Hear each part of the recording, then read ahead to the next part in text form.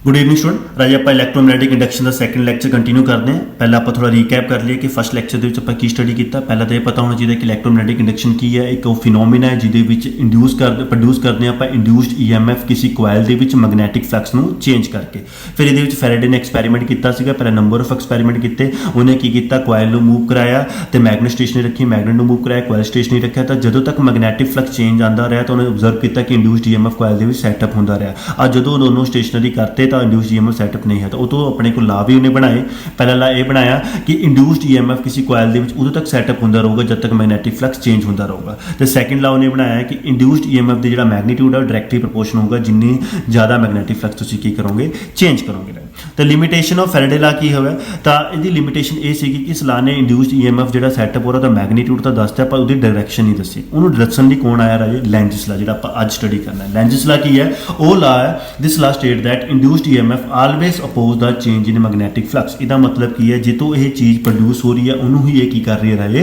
Oppose कर दी है राजे कि मतलब की है कि मैगनैटिक फ्लक्स करके ये प्रोड्यूस हो रहा है। तो मतलब ये मैगनैटिक फ्लक्स ही की करता है अपोज करता है। ये वैसे नैचुरली राजे ह्यूमन के उपर भी एप्लीकेबल होंगे राजे पेरेंट्स तो चाइल्ड प्रोड्यूस होता है, चाइल्ड फिर कुछ टाइम बाद पेरेंट को ही की करना स्टार्ट कर देता है अपोज करना स्टार्ट कर देता है। वही आप अज स्टडी करांगे। तो लेंजिस ला क्लीयर होया लेंजिस ला की होंगे कि इंड्यूस्ड ईएमएफ जो प्रोड्यूस हो रहा है जिसे करके उन्होंने ही की करता राजे अपोज करता है। तो यदि इंपोर्टेंस की क्यों स्टडी करते हैं आप लेंजिस ला क्योंकि इस ला के नाल आपां नूं पता लग जाता है कि जो कोयल के इंड्यूस करंट सैटअप हो रहा है उसकी डायरैक्शन की होएगी राजे। इस करके इंपोर्टेंस है। तो इन्हें समझाने तो पहले राजे मैं तुहानूं क्लॉक फेस रूल दसदा। क्लॉक फेस रूल राजे की होंदा अपने को जो आप स्टडी कर पहले भी स्टडी किया। क्लॉक फेस रूल की होंदा राजे कि मान लो अपने को सर्कुलर वायर है क्लोज लूप है तो ये जे करंट एंटी क्लॉकवाइज फ्लो कर रहा है एवं फ्लो कर रहा है एंटी क्लॉकवाइज तो आह फेस नॉर्थ पोल होगा तो पिछले वाला फेस जो है वो की होगा साउथ पोल। जिधरों देखा आप तो क्लीयर क्लॉक फेस रूल की कहता है जे मान लो आ सर्कुलर कोयल है इस सर्कुलर कोयल के जे अपने करंट एंटी क्लॉकवाइज फ्लो कर रहा है जो तुम इस साइड तो देख रहे हो तो यह फेस नॉर्थ होगा इस तो पिछले वाला कि होगा साउथ होगा राइट। सिमिलरली जे इस फेस के करंट जो है क्लॉकवाइज फ्लो कर रहा है तो आ जो फ्रंट वाला फेस होगा यह साउथ होगा तो पिछे वाला जो होगा वो होगा नॉर्थ होगा। तो क्लॉक फेस रूल यही दसदा है कि जो किसी सर्कुलर कोयल जे तक clock anti clockwise current anti clockwise जा रहा है तो वह नॉर्थ फेस की तरह बिहेव करूगा और जे क्लॉकवाइज जा रहा है तो वह साउथ फेस की तरह बिहेव करूगा। हुण आपां दसदे हैं डायरैक्शन ऑफ इंड्यूस करंट किवें पता लगदा है राजे। मैं दो केस लेते हैं। मान लो आ अपने कोल कोयल है राजे ये अपने को साउथ ते नॉर्थ अपने कोल की है पोल है ठीक है जी। आप मैगनेट को मूव करा रहे हैं टूवर्ड्स द कोयल आप इधर को लेके जा रहे हैं तो जो आप इन्हों नेड़े लेके जावांगे तो तुहानूं अकॉर्डिंग टू लेंजिस ला आपां पता है कि जितों यह चीज़ प्रोड्यूस होंदी है उन्होंने ही की करती है अपोज करती है। इसका मतलब जो उन्हें नॉर्थ पोल है तो ये भी किहड़ा आऊगा अपने को नॉर्थ पोल आऊगा तो ही ये रिपेल करनगे आपस में दोनों आपस में अपोज करेंगे। आज ये नॉर्थ पोल आऊगा इसका मतलब ये करंट किवें फ्लो करूगा एंटी क्लॉकवाइज फ्लो करूगा। तो ही लिखा है कि जो आप कोई north pole of bar magnet को आप ये नेड़े लेके जावांगे तो तुहानूं पता है ड्यू टू लेंजिस ला कि यह दोनों जितों प्रोड्यूस ना उन्होंने ही की करता है अपोज करता राजे। तो इसका मतलब उरे की आ जाऊगा अपने को नॉर्थ फेस होगा तो ही दोनों आपस में रिपेल करने के राजे। तो जो नॉर्थ फेस है तो डायरैक्शन कि होगी अपने को एंटी क्लॉकवाइज करंट की जो इंड्यूस्ड करंट प्रोड्यूस होगा कि होगा anti clockwise. Similarly second case जो मैं साउथ पोल है तो नॉर्थ पोल है जो इन्हों मैं अवे फ्रॉम द मैगनेट लेके जाऊँगा राजे तो मैं दसा जी चीज़ according to lengths of a again कि जितों ये प्रोड्यूस होना उन्हीं अपोज करता है। जो मैं इन्हों अगे लेके जाऊँगा तो यदी कोशिश ये होगी कि दूर ना जाए तो फिर इनू की करेगा अट्रैक्ट करूगा इस करके दे उपर किहड़ा फेस आऊगा साउथ फेस आऊगा। तो जो साउथ फेस आऊगा तो किवें मूव करूगा अपने को क्लॉकवाइज राजे ठीक है जी। क्लीयर होया अपनी को डायरैक्शन किवें फाइंड आउट करनी है किवें फाइंड आउट करनी है राजे। जो मैगनेट को तुसीं मूव करोगे टूवर्ड्स द कोयल तो तुहाडी कोशिश होएगी कि तुसीं नेड़े लेके जाओ बट इहदी की कोशिश होएगी अपने को ड्यू टू लेंजिस ला कि मेरे नेड़े ना आवे तो इस करके इहदे कोल किहड़ा फेस आ जाऊगा नॉर्थ आ जाऊगा। जो नॉर्थ आ जाऊगा इसका मतलब इहदी इंड्यूस करंट जिहड़ा इहदे सैटअप हो डायरैक्शन की होएगी एंटी क्लॉकवाइज। सिमिलरली जो साउथ ते नॉर्थ पोल होगा राजे जे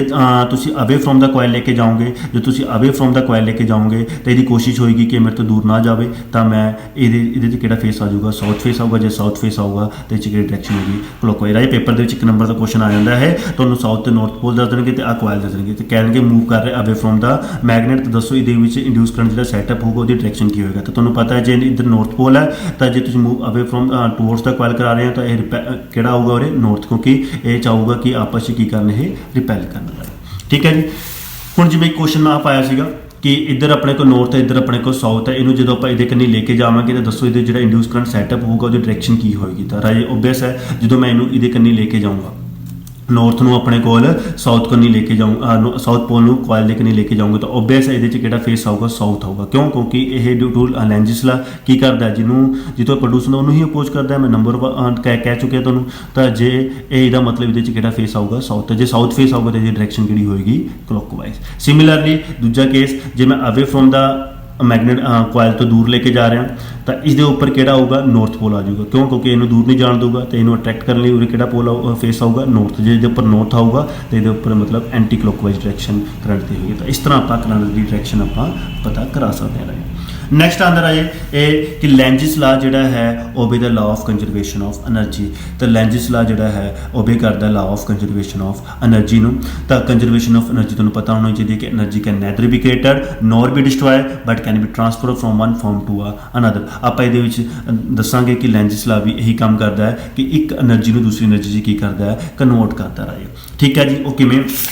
ਸਭ ਤੋਂ ਪਹਿਲਾਂ ਮੈਂ ਦੋ ਡਾਇਗਰਾਮਸ ਲਿੱਤੀਆਂ ਆਹ ਰਾਜੇ ਆ ਆਪਣੇ ਕੋਲ ਕੋਇਲ ਹੈ ਇਹ ਗਲਵੈਨੋਮੀਟਰ ਹੈ ਰਾਜੇ ਆ ਆਪਣੇ ਕੋਲ ਮੈਗਨੇਟ ਹੈ ਰਾਜੇ ਤਾਂ ਕੀ ਕਰ ਰਿਹਾ ਪਹਿਲੇ ਕੇਸ ਦੇ ਵਿੱਚ ਮੈਗਨੇਟ ਨੂੰ ਮੈਂ ਟੂਵਰਡਸ ਦਾ ਕੋਇਲ ਲੈ ਕੇ ਆ ਰਿਹਾ ਜਦੋਂ ਮੈਂ ਮੈਗਨੇਟਸ ਨੂੰ ਟੂਵਰਡਸ ਦਾ ਕੋਇਲ ਲੈ ਕੇ ਆਉਂਗਾ ਰਾਜੇ ਔਰ ਇਹ ਨਾਰਥ ਪੋਲ ਹੈ ਤਾਂ ਓਬਵੀਅਸ ਔਰ ਅਪਰ ਫੇਸ ਦੇ ਵੀ ਨਾਰਥ ਪੋਲ ਆ ਜਾਊਗਾ ਕਿਉਂ ਕਿਉਂਕਿ ਡਿਊ ਟੂ ਲੈਂਜਸ ਲਾ ਕੀ ਹੁੰਦਾ ਰਾਜੇ ਕਿ ਆਪਣੇ ਕੋਲ ਜਿੱਥੋਂ ਇਹ ਚੀਜ਼ ਪ੍ਰੋਡਿਊਸ ਹੁੰਦੀ ਉਹਨੂੰ ਹੀ ਕੀ ਕਰਦੀ ਹੈ ਅਪੋਜ਼ ਕਰਦੀ ਹੈ ਇਸ ਕਰਕੇ ਇਹਦੇ ਉੱਪਰ ਕਿਹੜਾ ਫੇਸ ਆ ਜਾਊ ਅਪਰ ਫੇਸ ਤਾਂ ਜੇ ਇਹਦੇ ਉੱਪਰ ਅਪਰ ਫੇਸ ਦੇ ਉੱਪਰ ਨਾਰਥ ਪੋਲ ਆ ਜਾਊਗਾ ਰਾਜੇ ਤੇ ਇਹ ਕੀ ਕਰੂਗਾ ਰਿਪੈਲ ਤਾਂ ਕੁਝ ਟਾਈਮ ਇਹੋ ਜਿਹਾ ਹੋਊਗਾ ਕਿ ਸਟੇਸ਼ਨਰੀ ਹੋ ਜਾਊਗਾ ਪਰ ਆਪਾਂ ਸਟੇਸ਼ਨਰੀ ਕਰਨਾ ਨਹੀਂ ਕਿਉਂਕਿ ਆਪਾਂ ਨੂੰ ਪਤਾ ਹੈ ਕਿ ਇੰਡਿਊਸਡ ਈਐਮਐਫ ਦੇ ਵਿੱਚ ਉਦੋਂ ਹੀ ਸੈਟਅਪ ਹੋਊਗਾ ਜੇ ਇਹ ਕੀ ਕਰੂਗਾ ਮੂਵ ਕਰੇਗਾ ਫਿਰ ਮੈਨੂੰ ਐਕਸਟਰਨਲ ਮਕੈਨੀਕਲ ਵਰਕ ਡਨ ਕਰਨਾ ਪੈਣਾ ਕਿ ਇਹਦੇ ਅਗੇਂਸਟ ਕਿ ਜਿਹੜੀ ਇਹਦੇ ਚ ਰਿਪਲਸ਼ਨ ਫੋਰਸ ਕ੍ਰੀਏਟ ਹੋ ਰਹੀ ਹੈ ਉਹਨੂੰ ਮੈਂ ਓਵਰਕਮ ਕਰ ਸਕਾਂ ਤੇ ਮੈਗਨੇਟ ਨੂੰ ਟੂਵਰਡਸ ਦਾ ਕੋਇਲ ਲੈ ਕੇ ਜਾ ਸਕਾਂ ਤਾਂ ਉਹ ਮਕੈਨੀਕਲ ਵਰਕ ਡਨ ਜਿਹੜਾ ਕਰਨਾ ਪਏਗਾ ਉਸ ਮਕੈਨੀਕਲ ਵਰਕ ਡਨ ਦੇ ਕਾਰਨ ਇਹ ਕਿਹਦੇ ਵਿੱਚ ਕਨਵਰਟ ਹੋਊਗਾ ਇਲੈਕਟ੍ਰਿਕ એનર્ਜੀ ਦੇ ਵਿੱਚ ਕਨਵਰਟ ਹੋਊਗਾ ਰਾਜੇ ਆ ਪੈਰੇ ਦੇ ਵਿੱਚ ਮੈਂ ਇਹੀ ਲਿਖਿਆ ਰਾਜੇ ਕਿ ਜੇ ਤੁਹਾਨੂੰ ਪਤਾ ਹੈ